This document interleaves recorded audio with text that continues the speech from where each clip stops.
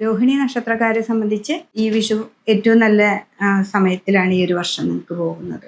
June മാസം 2-ാം തീയതിക്ക് ശേഷം വ്യാഴത്തിനൊരു മാറ്റം വരുന്നു. അത് 3-ലേക്കാണ് വരുന്നത്. അപ്പോൾ ഇത്രയും നാൾ നല്ല രൂപത്തിലാണ് നമ്മൾ സാമ്പത്തികമായിട്ടുള്ള കാര്യങ്ങളും എല്ലാതും പോയിരുന്നതെങ്കിലും നമുക്കത് 3-ലേക്ക് പോകുമ്പോൾ കുറച്ച് ഒരു മാറ്റങ്ങളുണ്ടാവും. പെട്ടെന്ന് ആ ഫ്ലോ ഒന്ന് നിന്ന് നമുക്ക് എന്തോ ഒരു പോലെ ഒരു ബ്ലോക്ക് ചെറുതായിട്ട് വരും. അപ്പോൾ അതിനെ മറികടക്കാനായിട്ട് നമുക്ക് വിഷ്ണു ക്ഷേത്രത്തിൽ പോവാം. അതേപോലെ ഗണപതിക്ക് കറുകമാല കൊടുക്കുക.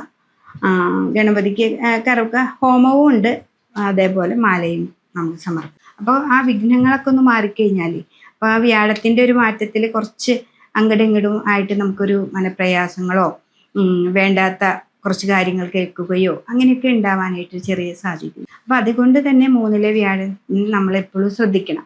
3-ലെ വ്യാഴം എന്ന് പറഞ്ഞാൽ മുറവിളി കൂട്ടും എന്ന് പറയും. അപ്പോൾ അതിൽ കുറച്ച് നാൾ, അതായത് വ്യാഴം ജൂൺ മാസത്തിന് ശേഷം കുറച്ചൊന്ന് ശ്രദ്ധിക്കണം.